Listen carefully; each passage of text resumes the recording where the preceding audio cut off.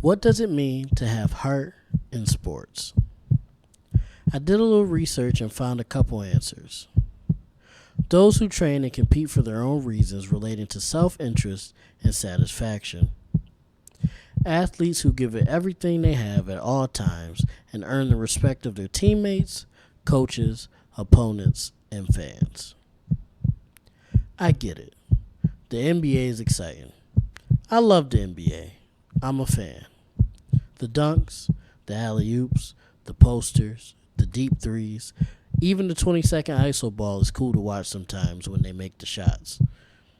A lot of that is great and is very entertaining, and those are the things that the WNBA currently lacks.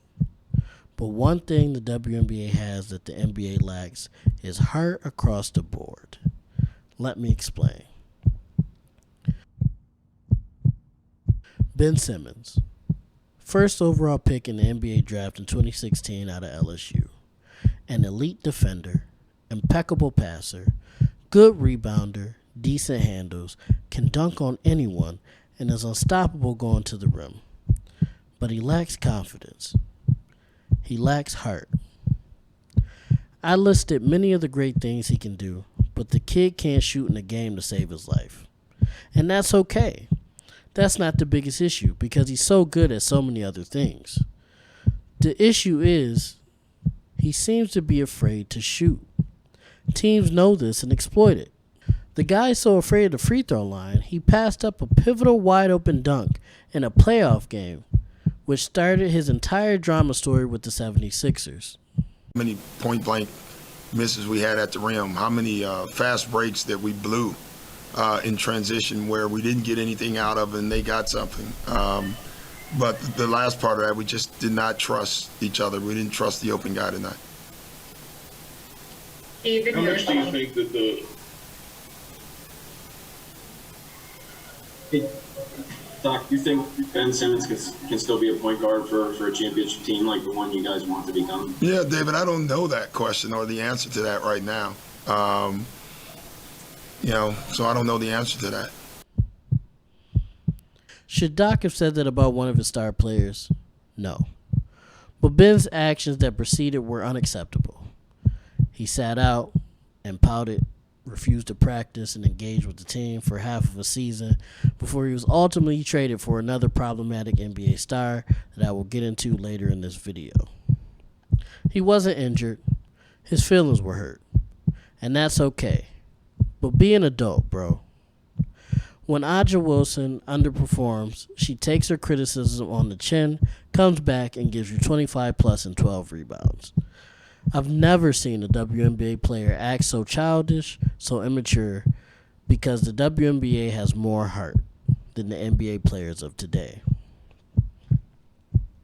James Harden, a former MVP, an unstoppable scorer with elite handle, and maybe the greatest foul drawer in NBA history, but also a choke artist, a quitter, a prima donna, a ball hog, not a team player at all, doesn't play defense, and when he does, it's half-assed. He lacks heart. Harden believes that dribbling out the clock for 22 seconds, then chucking up a three or going down the lane hoping for a foul is winning basketball. He would even argue his point to Kevin Durant during his time with the Nets, although he has 0 championships and Kevin has 2 from playing team-oriented basketball. He's a lazy defender, and guy helped a team that doesn't give him his way. He will quit and demand a trade before the All-Star break. I would like to temper these statements that I wrote by saying that the first couple games the 76ers played together looked great. They looked great together, Harden and Embiid, but my comments on that is how long will that last actually? And when the playoffs come, is Harden going to disappear when Embiid needs him the most? Those are the questions that need to be answered, and we will see when the playoffs come around. And you know what? I could be wrong, and that's okay too. But to continue on what I was saying before, from what I've seen from Harden thus far, Maya Moore would never. Diana Taurasi would never. Skylar Diggins Smith would never. He lacks heart. This is becoming more of a rant, but I'm going to keep going. And, hopefully you guys are enjoying yourselves. Kevin Durant. A 7-foot-tall shooting guard who is probably the greatest, most unstoppable scorer in NBA history. He also has 2 NBA titles, with an asterisk under them. My issue with KD isn't that he left OKC. I feel like that was the best move for him at that point in his career. My issue with KD was where he chose to play.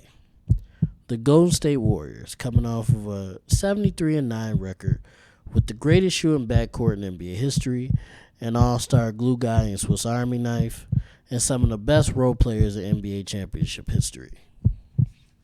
And let's not forget the team he had blown a 3-1 lead to just a year prior. It was a smart move.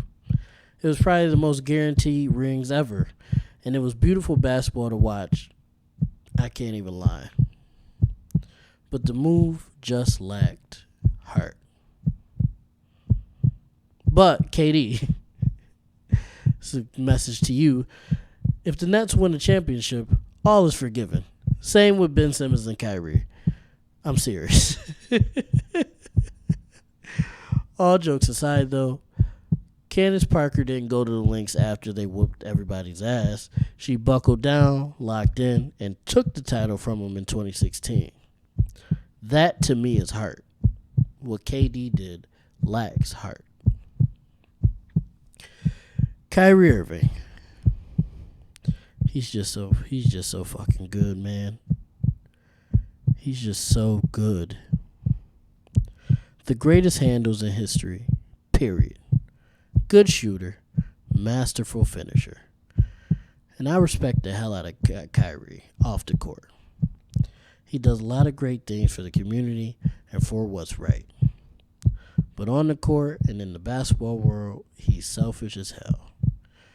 He thought he could lead his own team in Boston, trying to outdo LeBron and show he didn't need him, and he failed horribly. Got mad, left Boston high and dry, which you could argue was more of karma for how they treated Isaiah Thomas, but that's not for me to decide.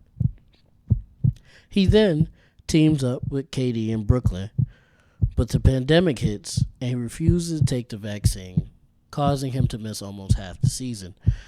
Not to get too political on here, that's from my podcast I do with my buddy Rick every Monday, the RMP podcast. But I get the hesitance to take something that was quickly government issued. That hasn't always worked out for us black folk in the past. But it was an entire league mandate.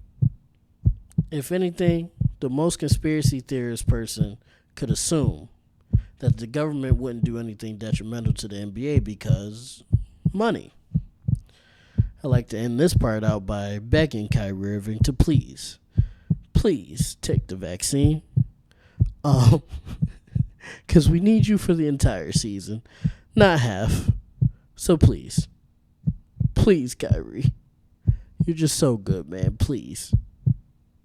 But I'm going to move on. I'm going to get up off the ground and move on. Anthony Davis. The Brow.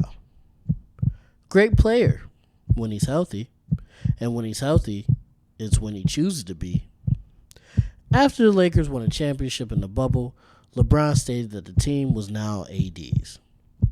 And rightfully so. Bron is pushing 70 years old, but AD has yet to step up.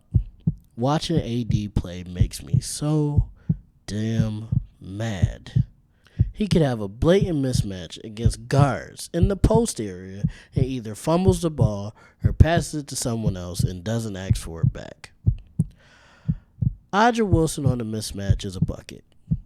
Candace Parker on the mismatch is a bucket. Liz Cambage is a bucket. Brittany Griner is a bucket. And the list goes on. The bigs and stars in the WNBA are never scared to get a bucket or call for the ball like AD is. Granted, every time he plays aggressively, he gets hurt and is out for 2 weeks to a month. But I asked the question again. Have they tried calcium supplements for the guy? Seriously, like, make him take 3 a day because he's brittle as hell. And it's kind of getting scary. This video is long enough, and I can go on forever about some of the NBA players of today lacking heart. I know this video seemed more like an NBA bashing video than a WNBA video, but I promise it wasn't. The point I'm trying to make is you don't see the same attitude issues and selfishness and fright in the WNBA that you see in today's NBA. You don't see it at all in the WNBA, actually. The only thing I've seen WNBA players complain about is the pay gap, which is understandable. You don't see WNBA players quitting on their teams because they didn't get their way. You don't see WNBA players sitting out because the coach and analysts were being mean to them. And you don't see WNBA players, superstars, bigs, passing up mismatches because the WNBA across the board has what a lot of NBA players of today don't have: heart. This has just been my opinion and my analysis. I would like to hear you guys' opinions and analysis in the comments. And I love you guys. Peace.